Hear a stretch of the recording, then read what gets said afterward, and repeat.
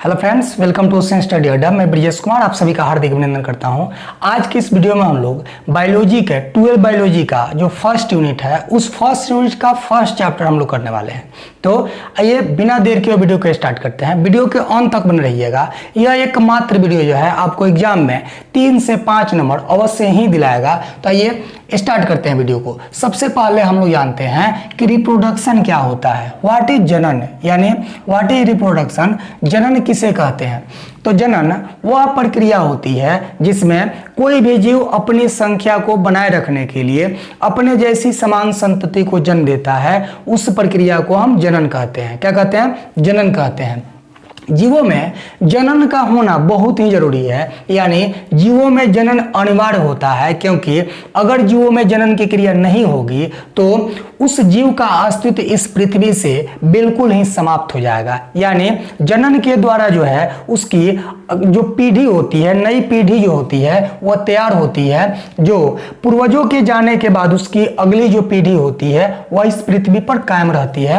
अतः जीवों में जनन का होना बहुत ही जरूरी है जीवों का अस्तित्व बना रहने के लिए या बनाए रखने के लिए।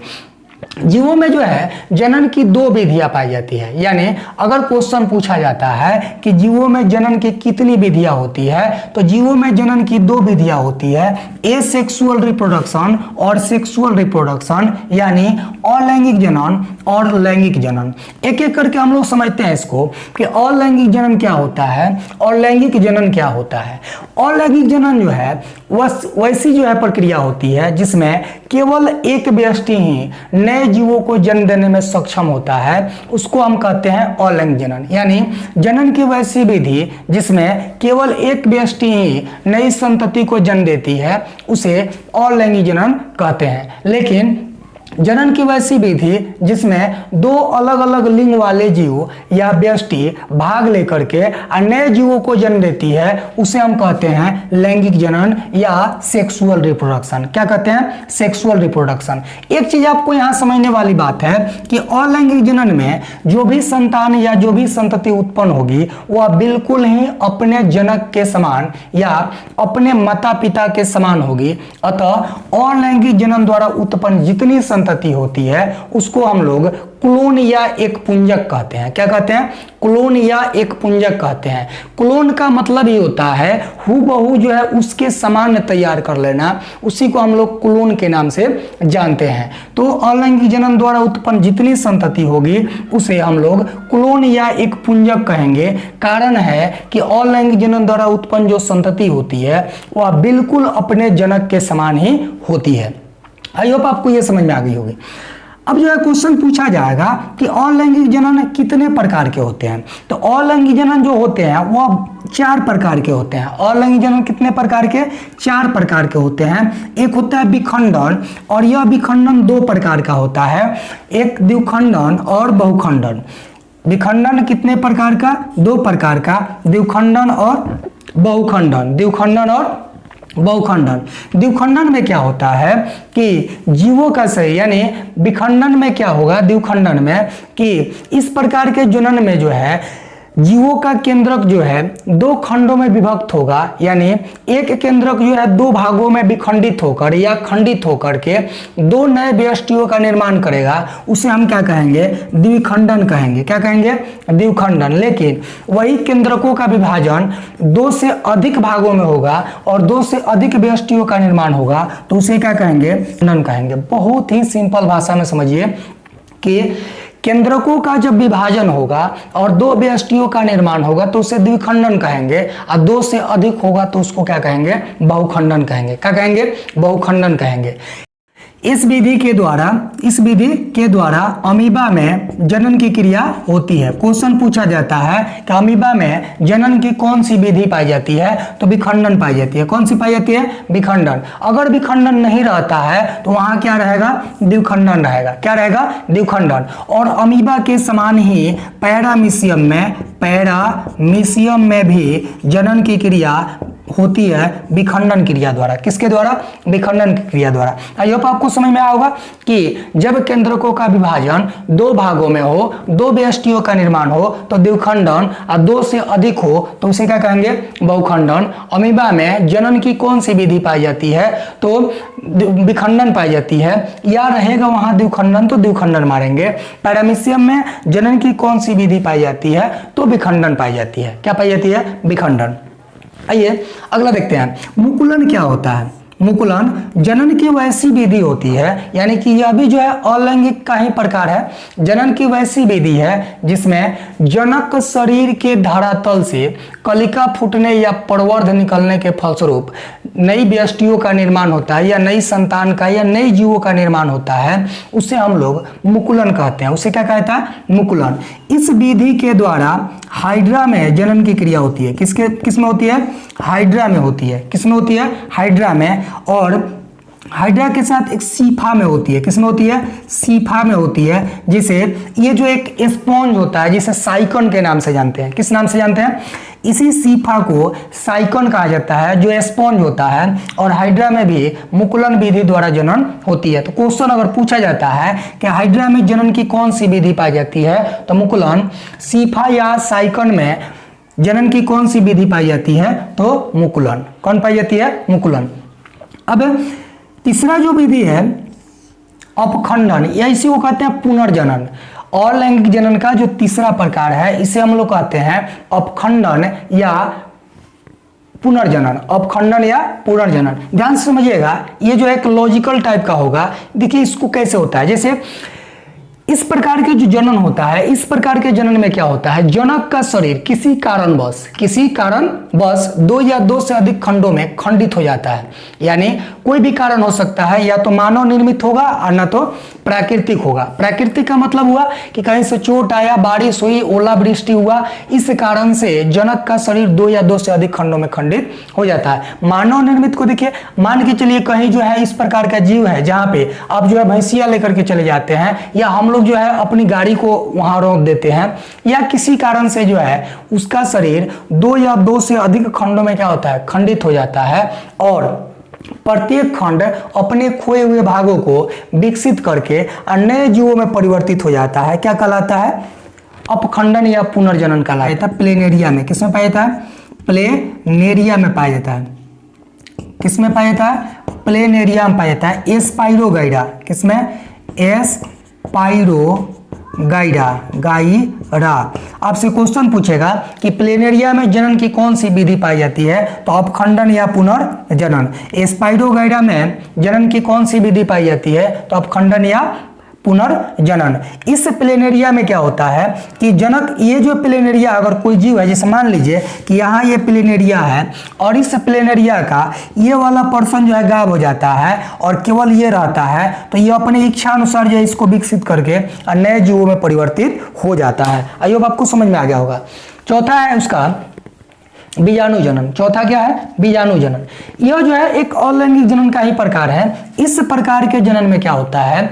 सूक्ष्म थैली के समान बीजाणु धानी का निर्माण होता है, और उस बीजाणु धानी के अंदर छोटे छोटे अंकुर के रूप में जूस्पोर या बीजाणु पाए जाते हैं। जूस्पोर या बीजाणु पाए जाते हैं। जब अनुकूल वातावरण मिलता है, तो अनुकूल वातावरण मिलते ही ये जो बीजाणु धानी है वो फट जाती है, और जो अंदर जो बीजाणु विकसित हो रहे थे वो बाहर निकल करके नए जीवों के रूप में विकसित होने शुरू हो जाते हैं। उस विधि को हम क्या कहते हैं? बीजाणु जनन कहते हैं। क्या कहते हैं? बीजाणु जनन। इस विधि के द्वारा प्रतिकूल वातावरण में जीवाणुओं में जो है जनन की क्रिया होती है। ध्यान रखने वाली बात है कि बीजाणु जो जनन है वह प्रतिकूल वातावरण में संपन्न होता है। किसमें संपन्न होता है? प्रतिकूल वातावरण में संपन्न होता है। आई होप आपको समझ में आ गया होगा। आगे देखते हैं कायिक प्रवर्धन क्या होता है? कायिक प्रवर्धन क्या होता है?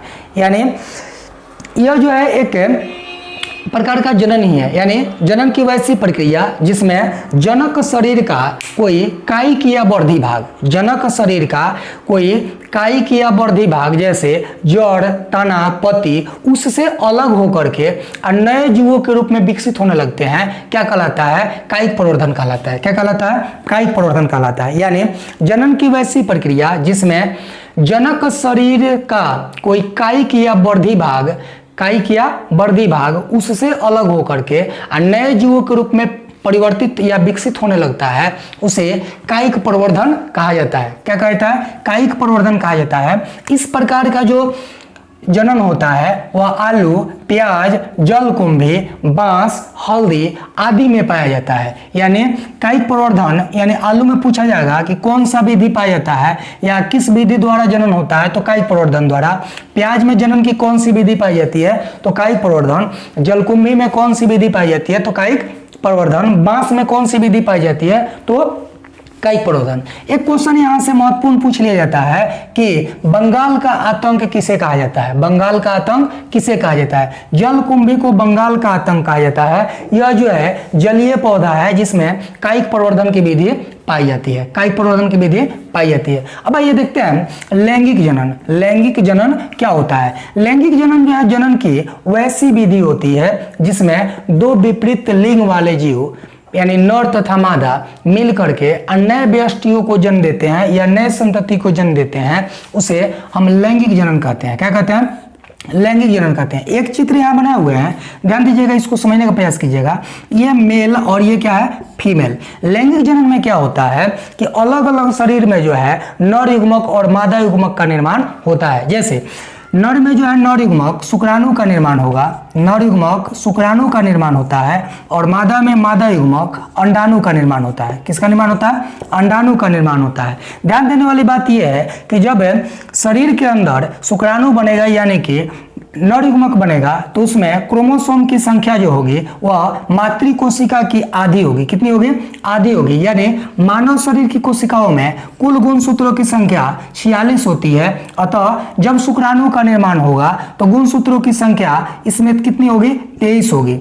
ठीक इसी प्रकार से इधर देखेंगे कि फीमेल में गुणसूत्रों की संख्या कितनी है? 46 है। लेकिन जब अंडाणु का निर्माण यानी कि मादा युग्मक का निर्माण होगा तो इसमें गुणसूत्र की संख्या कितनी होगी?